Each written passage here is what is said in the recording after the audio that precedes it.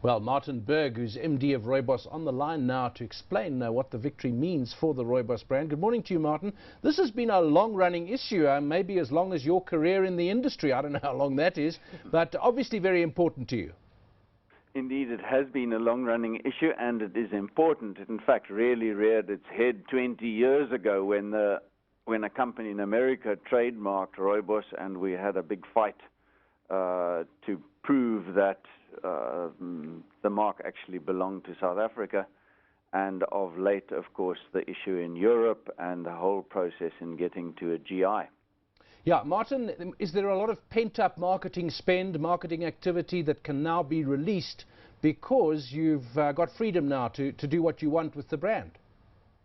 Well, the Rooibos industry is structured in layers. There's the farmer, and then there's the processor, and then there are the brand owners. So Rooibos in itself is not a brand. Rooibos is the name for the commodity.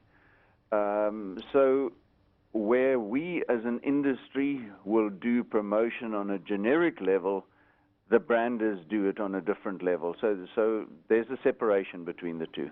Okay, and how many companies are there? I mean, I'm aware of a couple of the brands, and we have it in our house. That's one of the tea brands. Occasionally one feels like it. How many brands are there, and how big is the industry in terms of revenue, export revenue? How many tons of tea do you produce? The industry is about 15,000 tons, which is 15 million kilos, and in every kilogram there are 400 cups of tea. So it's a lot of tea. We export between 6,000 and 7,000 tons. The rest is consumed in South and Southern Africa. So it's very roughly a 50-50 split. The revenue is about 1.5 billion at retail level, of which more or less half is South African. What's happened to the people who were trying to use the Rooibos name? They are now forced, presumably, to call themselves something else. You know, this has always been a slightly difficult thing because Rooibos